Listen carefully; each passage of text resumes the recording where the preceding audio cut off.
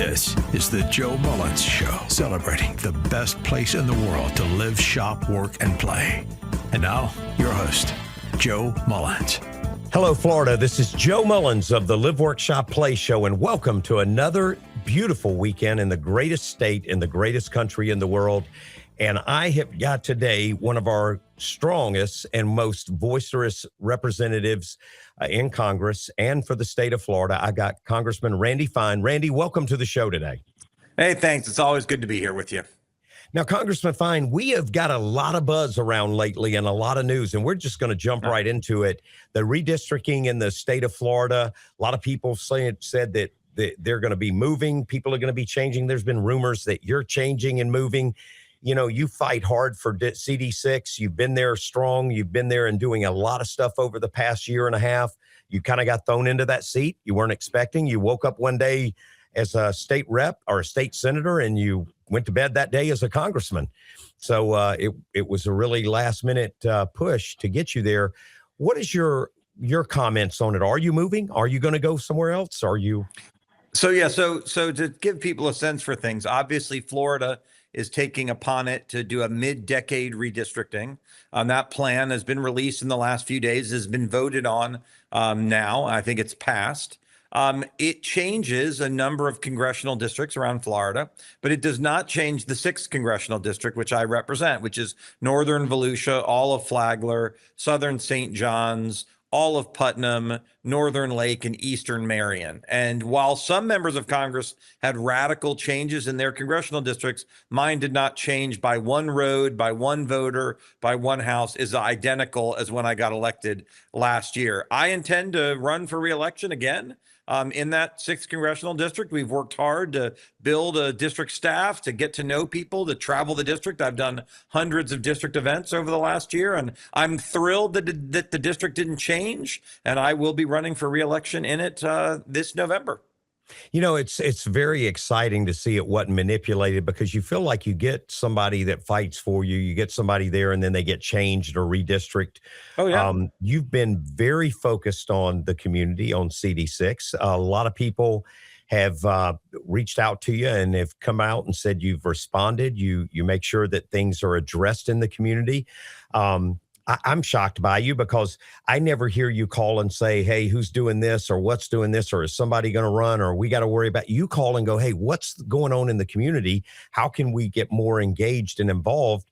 And you check on it like it's one of your children.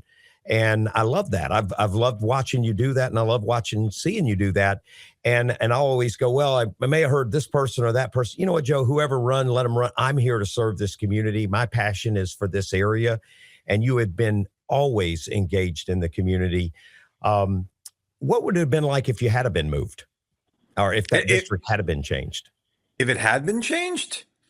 Look, I was surprised it didn't change. I was fully expecting. I don't have anything to do with whether it changes or not. That's a decision of the legislature, but you know, we would have looked at it then, but I didn't want it to change. We worked very hard. We've put an office in all 6 counties, which has never been done in this congressional district. I've got people on my team who work in all 6 counties. We're very close to what's going on in them all. I visit them as often as I can. And look, this is a full-time job in Washington, D.C. We're here on average 3 out of every 4 weeks. So I can't be in the district every single day because people expect for me to represent them up here.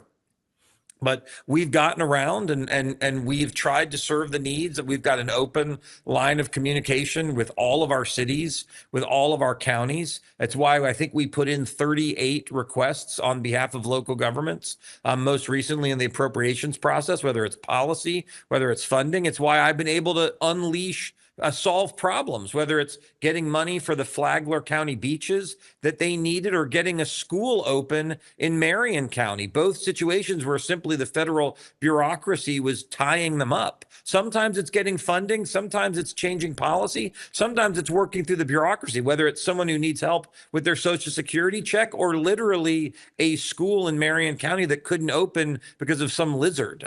We go and we fight these fights. You hear the fights about about illegal immigration or the balanced budget or Iran. Those are the fights that make the news, but we fight as many little fights that are never going to get a news story about them. And that's what I've tried to do every day. And I think that's why people are pretty excited that I'm going to be running to continue to serve them. Well, it is. And a lot of people's feedback is, and I've heard them say this, if you want to run against him, what are you going to do different? Sounds like you're the same person or saying the same things he's saying. Why run against him? Why not support him and help him? Because the biggest threat and what people need to understand is not a Republican running against a Republican. It's if we break down the Republican side and the Democrats get in. And that's the scary thing. We've seen it happen in Miami, the city of Miami. We saw it happen at Mar-a-Lago with the state rep position. We've seen it happen in the Senate district here in Hillsborough. Those are some serious concerns that people need to think before you beat down the person that's here serving you and representing you and doing well. You better fight off the real enemy. And that's the enemy of liberalism and anti-American, just anti-everything. So that's important. What are some of the issues? Now, you're on the ground. You're up there in D.C. What are some of the issues that you see we're facing this year and some updates you have for our state and our communities? Well, yeah, I think the biggest issues that I hear about that people are most upset about is number one, illegal immigration. I mean, voters elected us in 2024 because they wanted illegal immigrants to go home. There are still tens of millions of illegal immigrants in this country. Donald Trump's done a great job of starting the roundup, but there's still a long way to go. And I won't rest until every single illegal immigrant is deported without exception. I don't care what your reason is if you broke the law to come here. This will have profound effects on affordability, driving down housing prices, driving down the cost of education, driving down the cost of healthcare, driving down the cost of insurance. And that is something people are like, deport, deport, deport. So I'm focused on that. A second issue that people have is welfare fraud. We've all seen the Somali pirates in Minnesota and people angry that they're working hard to pay their taxes. And then you've got these foreigners who come in and rip us off, making sure we end that problem. A third issue folks are focused on is voter integrity, voter ID, making sure only Americans vote in our elections, the Save America Act, as it is known. And I think another issue people are worried about is the Islamification of America. As mainstream Islam comes to the United States and demands that we change how we live to accommodate them, to uproot 250 years of immigration policy that said it's fine to come to America, but you have to join the melting pot and become one of us, to a group of people that say we're coming to invade and to change and make you change to accommodate us. These are issues that people remain very, very worried about and that I continue to work on up here every day. Now, Congressman, right now in Congress, we hold a very slim majority.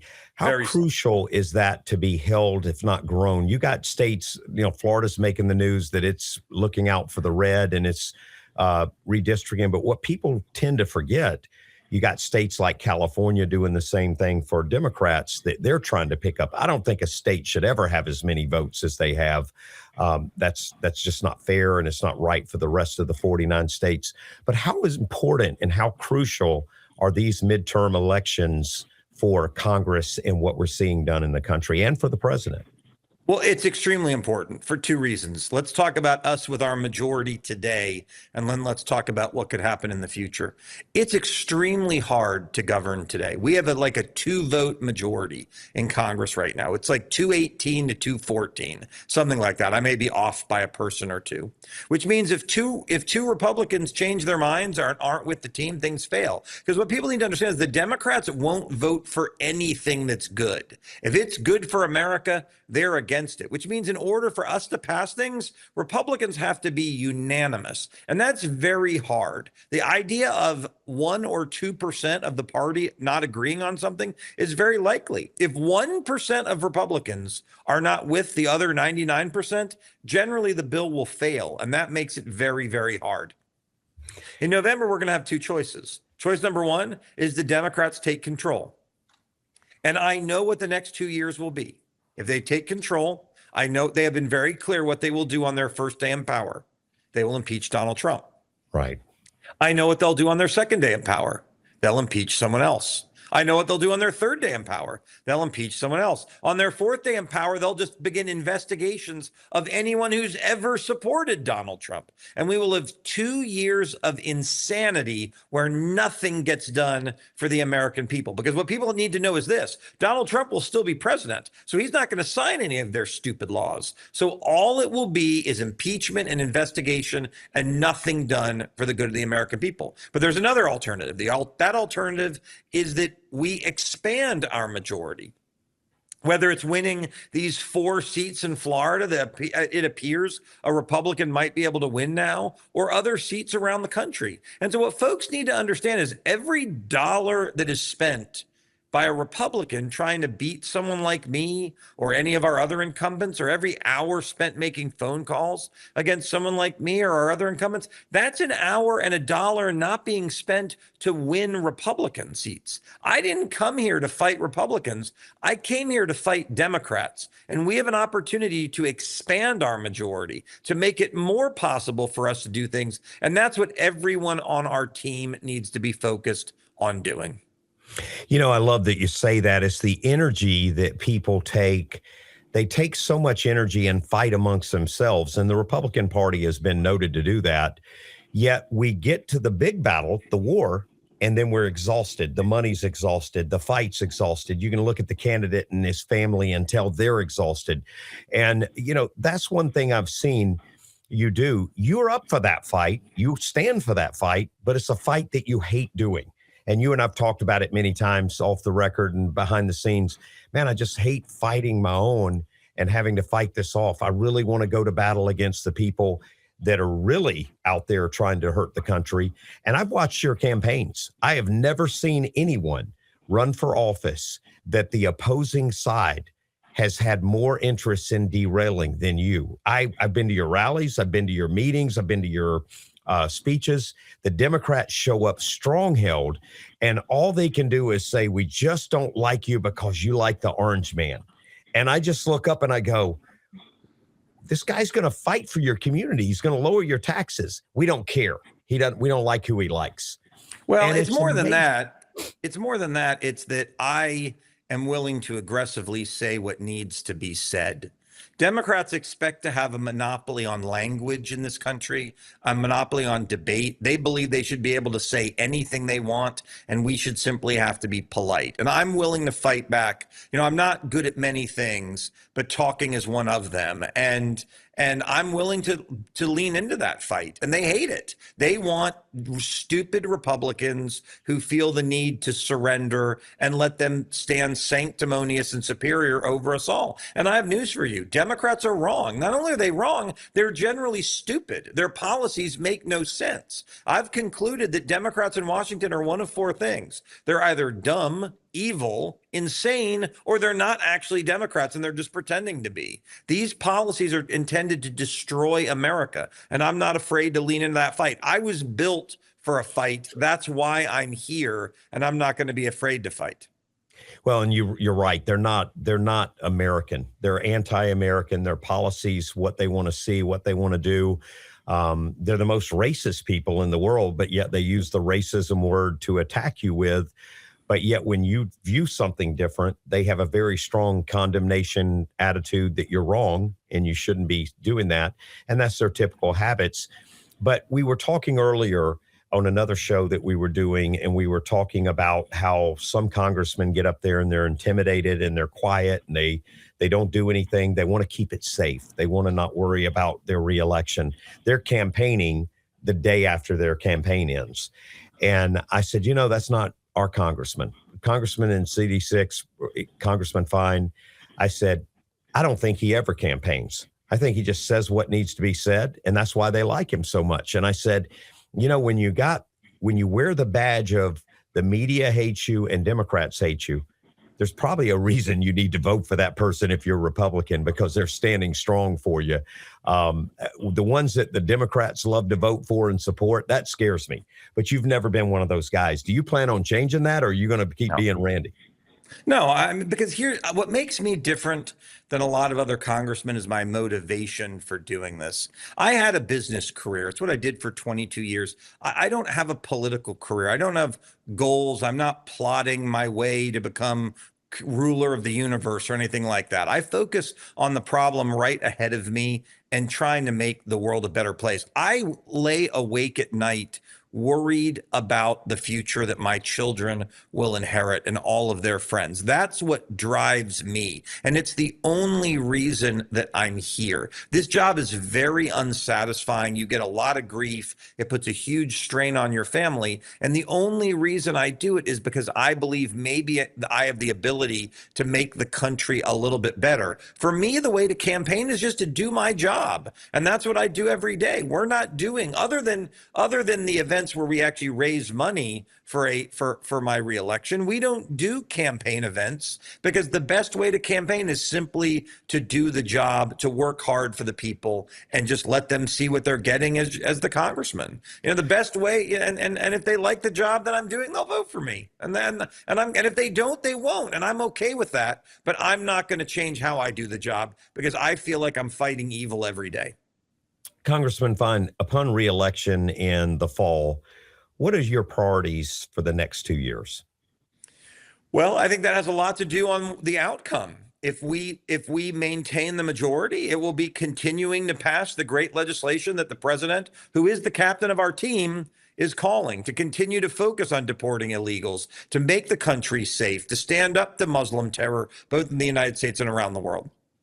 But if we're not successful, if we don't keep the majority, I will be one of the guys on the front lines fighting the insanity of the other side. And fortunately, I'm a pretty good debater. So my focus will be entirely different, because make no mistake, if the Democrats win, Republicans will pass nothing, zero. It will all be defending against the lunacy, defending against the crazy impeachments, and those kinds of things. So where we go will be determined by the voters in the fall. I'm convinced that I will be coming back. My district is a very, very red seat, but I can't speak for the rest of the country. I just know that I hope people go out and support Republicans. They're crazy. We're not. And that's what the election's going to come down to.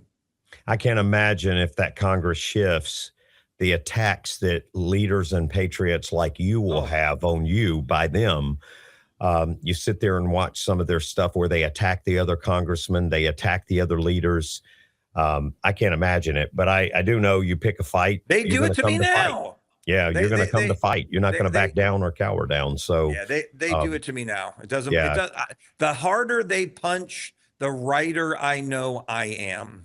So, you know, I welcome the hate from the Democrats, because I hate what they believe.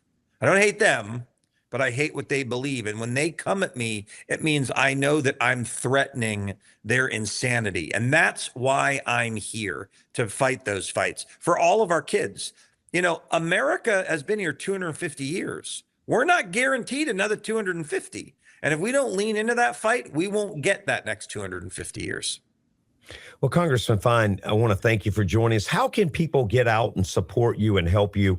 You know, let me ask you this before we go that route. We're aired in Tampa. We're aired in Orlando. We have a lot of listeners here. Some of them asked me before, and I just look up and go, I don't know why they're asking this question. It's pretty obvious. Why is it important for a person living in Tampa or a person living in Orlando, your district, and you're having you in office, or a person like you in office over in CD6? Well, every member of Congress, no matter where they are, votes on issues that matter to you. So even if you live in Tampa, making sure there are people who share your values across the state is a value. All members of Congress get one vote. There are 435 votes. And look, if people want to track, I'm in my office, so the way that I will ask people to help me needs to be focused on official things.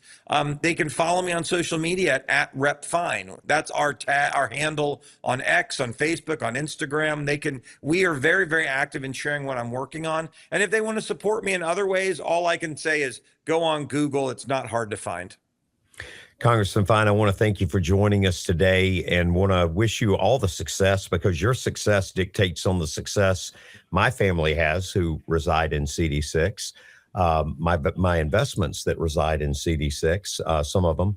And I've been very happy watching what you've done. I've been happy watching your progress. I'm not so happy watching some of the turmoil going on inside our district and some of the people sitting there creating all the fake news and the crazy chaos going, guys, you're fighting our own. Let's fight the enemy. God forbid if we ever lose that seat to a liberal Democrat. And that's something we have to be aware of. The more, like you said, the more energy, the more time we expense out. I don't know that some elected officials aren't just going to look up one day and go, I'm done. I'm not going to fight internally anymore with my own people.